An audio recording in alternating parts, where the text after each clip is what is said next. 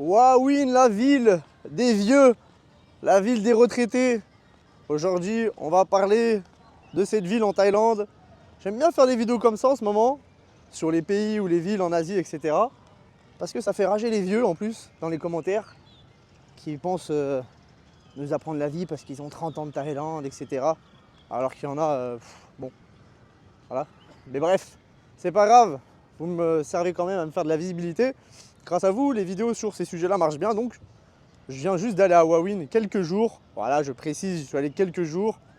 Mais je trouve utile de faire cette vidéo pour peut-être éviter à certains d'aller perdre du temps là-bas, selon moi. Ou peut-être pas, ou justement aller prendre du bon temps là-bas. Ça dépend ce que vous aimez. Mais je vais vous donner un petit peu mon ressenti et le point de vue que j'ai sur cette ville. On a fait quand même quelques petits trucs et j'ai pu voir un peu comment ça se passe en global, on va dire. Comme d'habitude, avant de démarrer la vidéo, je t'invite à t'abonner, à commenter, à rager dans les commentaires, à dire que je dis que de la merde, que je n'ai aucune légitimité. Ça fait que 1 an que je suis en Thaïlande, donc j'ai pas le droit de faire des vidéos sur la Thaïlande. Bref, voilà, abonnez-vous, likez. Ceux qui se demandent aussi comment je fais pour vivre en Thaïlande, non, je ne suis pas salarié, je n'ai pas de job ici, je travaille en ligne. Vous avez tout, comme d'habitude, qui est en description. C'est pas un business commun, vous n'avez pas l'habitude de voir ça. Et je suis le seul à en parler en France d'ailleurs. Désolé, je tiens à la main, je commence déjà à avoir mal à l'épaule, putain. Je suis au Lumpini Park, pour ceux qui reconnaissent. Et je me balade et je fais des vidéos. Voilà, il fait chaud, je transpire. Bref, voilà, vous avez tout qui est en description et on passe à la vidéo. Et déjà, on va commencer par où est-ce que ça se trouve, Hua-Hin. Alors, Hua-Hin, c'est une station balnéaire, si je dis pas de bêtises, qui se trouve au sud, dans le sud par rapport à Bangkok. C'est pas le vrai sud de la Thaïlande, hein, le sud par rapport à Bangkok, à peu près 200 km, voilà. Si ça roule bien, vous allez mettre 3 heures pour y aller. Si ça roule mal comme nous, vous allez mettre 4 heures pour y aller en taxi. Voilà. Donc, comment s'est passée mon expérience à Hua-Hin? Eh bien, c'est très simple. Déjà, j'y allais pas pour faire la fête, pas pour être focus sur le business. Pardon, je ne sais pas si on les a entendues, elles ont braillé. Je n'y allais pas pour faire la fête, je n'y allais pas pour le business spécialement. J'y allais vraiment comme ça, pour voir ma famille qui était là-bas pendant une courte période. Et profiter de ma famille. Donc voilà, il n'y avait pas d'attente spécifique. Mais je voulais quand même jeter un œil aussi en me disant, potentiellement, si j'accroche bien, pourquoi pas aller vivre là-bas plutôt que vivre à Phuket, Koh Samui, Bangkok, des endroits déjà morts touristiques, qui ont été déréglés totalement sur plein de sujets, bref, et où les prix augmentent. Et au final, le retour que j'ai eu, c'est que pas du tout, jamais de la vie, j'irai habiter là-bas. Alors attention, il faut savoir que j'ai un profil de jeune, je suis dans le business, j'aime bien que ça bouge, j'aime bien sortir, j'aime bien les filles, voilà. Bon, il y a des filles là-bas, sur ça, il y a des filles, mais c'est pas Bangkok ou Phuket. Et surtout au niveau de la fête et au niveau de la vie, comment ça vit. Genre c'est vraiment très très calme. Vous avez que des vieux. Quand je vous dis que des vieux, c'est pas à 50%, 60% de vieux. Et vous trouvez des... Non, il n'y a que des vieux. Il n'y a que des anciens, que des retraités. Et ils vont là-bas, à mon avis, pour la tranquillité et le calme, parce que c'est ultra calme, ultra tranquille. Tout ferme tôt. Alors voilà, les restaurants, vous pouvez manger jusqu'à une certaine heure, pardon.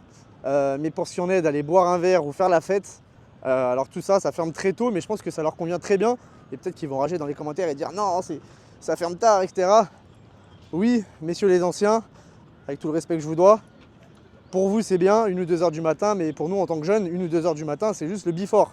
Et du coup, tout s'éteint à 1 heure, 2 heures à Hua-Hin. Allez, j'abuse un peu, à 2 heures et quelques, à part une seule boîte, je ne sais même pas si on peut appeler ça une boîte, et c'est catastrophique. Franchement, c'était catastrophique, parce que voilà, évidemment, on a été testé quand même un soir, même si on n'était pas venu pour ça. Et franchement, la fête, oubliez. Si vous aimez bien la fête, aller un peu enjoy le soir, etc., oubliez, c'est catastrophique. Autre point pour les jeunes, du coup, comme moi, et qui sont dans le business, qui veulent entreprendre, il faut savoir que, du coup, pour networker là-bas, je suis pas bien sûr que ça soit la place parce que comme je vous ai dit, quand je dis qu'il n'y a que des vieux, il n'y a que des vieux. Genre quand on est sorti le soir ou même en journée, on ne croise aucun jeune. Vraiment des jeunes de mon âge, il n'y en avait aucun, genre zéro. Donc voilà, et je ne suis pas allé juste un jour, je suis allé plusieurs jours. On a fait des trucs l'après-midi, le soir, et c'est toujours pareil. Donc pour networker et pour le business, pas terrible. Après, si tu veux être focus et du coup rester dans ta chambre, travailler, etc., focus à mort, bon, pour ça, ouais, mais c'est pas là-bas où tu vas rencontrer des expats dans le business, etc., etc. Et pour ce qu'on est des trucs de coworking, café et tout, c'est moyen aussi, c'est très moyen. Pour ce qui en est des filles, des gourgandines, comme dirait la chaîne de la vérité, que j'aime beaucoup ces vidéos, je vous conseille d'aller voir d'ailleurs. C'est aussi souvent en Asie, sur les pays en Asie ou sur la Thaïlande, sur des trucs de la vie super sympas. Bref, petite parenthèse. Pour les filles, il y en a, évidemment, comme partout. Comme partout, il y en a, mais voilà, c'est pas l'Amérique non plus.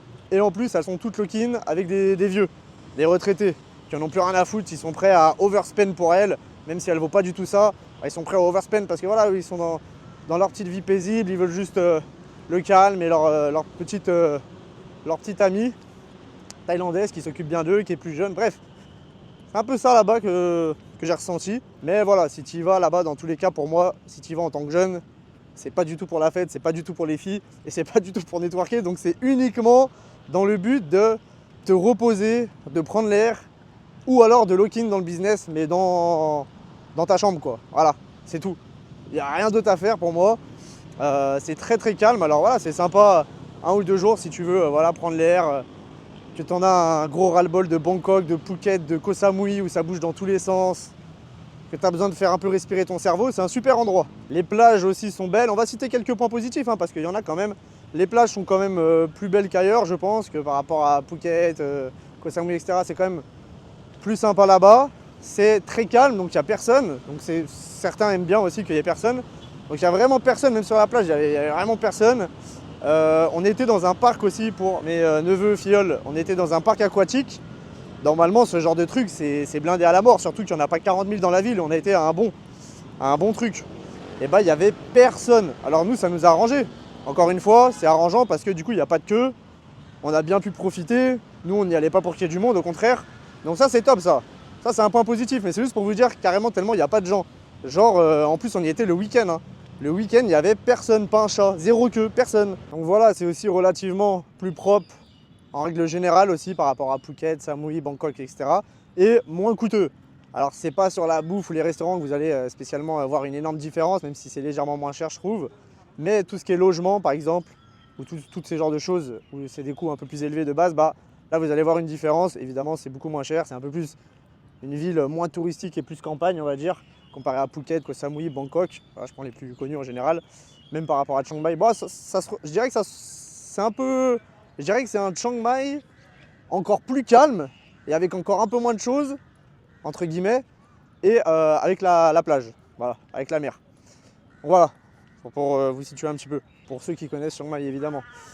Bref, pour résumer, si vous êtes d'un certain âge, parce que je rigolais avec les gens âgés en début de vidéo, dans le respect, dans l'humour, parce qu'eux, ils sont souvent pas très respectueux. Ces gens-là, c'est les premiers à dire oui, les jeunes, vous nous devez le respect, mais eux, ils sont vraiment pas respectueux pour la plupart, très souvent. Alors pas tous, j'en ai rencontré des très respectueux, c'est comme tout. Mais il y en a, quand ils lâchent des commentaires, tu vois qu'ils ont zéro respect, les mecs, ils se prennent pour je ne sais quoi, juste parce qu'ils ont 30 ans de plus que toi. Mais c'est pas parce que tu as plus de 30 ans de plus que moi que tu dois te permettre de mal me parler et de pas dire bonjour, etc., etc. La politesse. C'est ce que je veux dire, sinon tu vas te manger une mandale, mon gars. Reprenons où nous en étions. Donc pour les personnes d'un certain âge, c'est franchement un bon endroit. Je pense que quand je serai plus vieux, j'aurais potentiellement apprécié l'endroit. Si j'ai pas besoin de networker, je sors, mais pas trop, et je rentre pas à point d'heure. Et que je veux être calme, dans le calme, tranquille, pas avec 40 000 touristes, pas avec des jeunes qui foutent le bordel, etc. Bah, c'est un super endroit. Et en plus, vous avez la plage. Franchement, magnifique pour eux. Et c'est d'ailleurs pour ça que je pense qu'il y a que des anciens là-bas. Mais après, pour des jeunes comme nous, franchement, je recommande zéro. Allez, je vous recommande d'aller voir un week-end. Maximum un week-end, vous allez voir. Et vous soufflez un peu si vous voulez souffler un peu. Mais sinon, je trouve qu'il y a zéro intérêt en tant que jeune. Et par rapport à tous les points que j'ai cités, je vois aucun intérêt. Du moins pour moi, j'en vois aucun. Je rajoute un dernier petit truc auquel je viens de penser. C'est pareil en termes d'infrastructure. Voilà, tout ce qui est activités, beach club, boîte de nuit, bar, etc. Bon, faut pas y aller pour ça, on va dire. Donc voilà, pour les jeunes entre 20 et 40 ans, je dirais, recommandation zéro de s'installer là-bas. Il vaut mieux privilégier d'autres endroits, je pense. Et je pense que vous pouvez trouver des trucs bien plus sympas. Parce que c'est vraiment très endormi. Vraiment, quand je vous dis ça, j'abuse vraiment pas. C'est très très endormi et que des vieux. Voilà. N'hésitez pas à commenter ma vidéo, les anciens, et rager un petit peu. Bon, bref. J'en ai fini. Je ne sais pas ce que sera le sujet de la prochaine vidéo, dimanche prochain. Sur ce, je vous laisse vous abonner, mettre un like, mettre un commentaire de rageux et passer en description si vous voulez en savoir plus sur ce que je fais et que le business en ligne, ça peut potentiellement vous intéresser.